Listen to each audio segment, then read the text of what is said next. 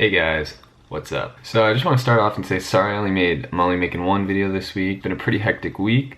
Last weekend I went to Arizona to see some friends, which was a really good time. And then this short week has been pretty busy. So we started off the week waking up at 2:30, had to be there at 3 for land nav, which went really well. It's really not that hard here because there's not a lot of dense vegetation, so it's pretty simple. If you know anything about land nav, Fort Sill's course is not that bad. Also, we ended Common Core, and if you didn't know, Common Core is the beginning of every bullock, no matter if you go to infantry bullock or field artillery bullock or aviation bullock, whatever one you go to, they all start the same for about the first 3 or 4 weeks. It's a lot of briefs, kind of going over some stuff that you should have learned in ROTC or OCS or West Point or wherever your background is, and doing some stuff like a little shooting, land nav, stuff like that. Also this week we did combatives pretty much every day for PT, except for one day we got drug tested, so that was fun. But yeah, combatives it's pretty cool. You get to learn some basics, but you don't really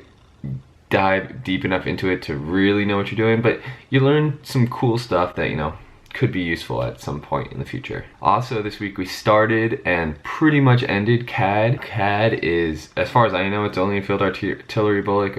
It wouldn't surprise me if it's at all combat arms bullocks, like infantry, field artillery, armor, stuff like that. But CAD stands for Combined Arms something, I don't remember exactly, but it's basically kind of going over, a lot of it's going over the structure of the army, what assets different groups have, and by assets I mean like what kind of weapons and resources certain groups have, like how many Bradleys are in an infantry company, a mechanized infantry company, or you know, how many M1 tanks are in an armor battalion, just kind of stuff like that, along with stuff like characteristics of the offense, defense, some engineer, like learning a little bit more about the engineers. It's stuff that you probably won't know coming from ROTC, West Point, maybe from OCS, but it's useful information. And we actually have a test for that next week, which will be our first test at Bullock. Also, we met our gunnery instructor this week. So when you get to Bullock, you get broken down into platoons. My class has over 100 people in it. I don't know what it is for other bullocks. For field artillery bullock,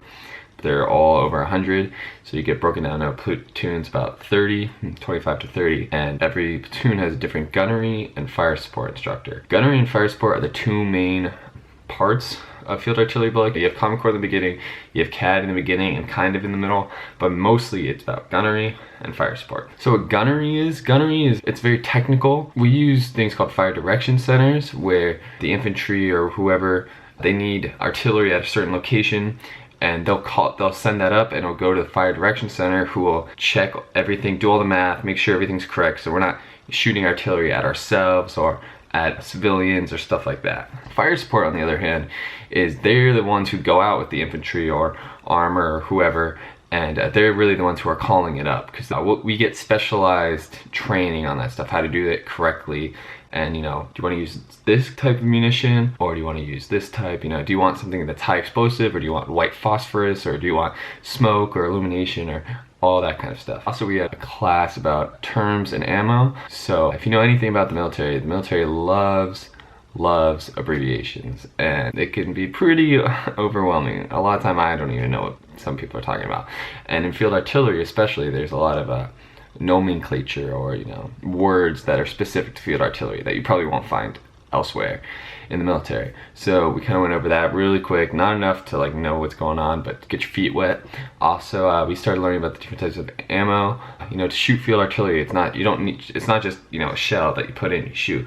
There's also the fuse, the propellant, many factors. Along with that, we got to do something called a smell cordite. Don't really know what that means, but I know that what we did was we went out into the field and we got to do a little hands-on stuff with a couple of 105mm guns, which are some of the smaller guns we have. Still cool, still fun. Got to play with the striker a little bit, and they're what would you call that? They're like spotting tools that you can use to call in artillery. We also got to use some spotting tools that, you know, you'd have people carrying on their backs. I got to play with the paladin a little bit, go inside, learn about it a little bit, not like comprehensively, but you get a quick rundown and look at some other artillery pieces. So I actually got a quick video just of us shooting the 105mm artillery piece, so I'll show that now.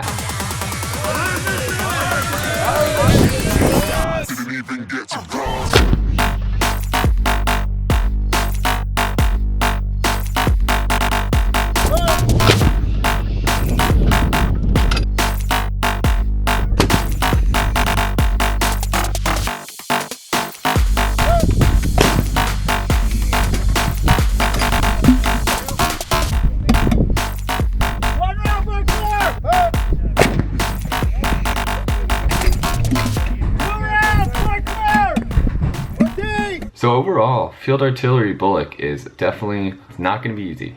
It's going to be significantly harder than a lot of the other BOLCs, but I really think it's going to be cool and useful information that is going to be very applicable.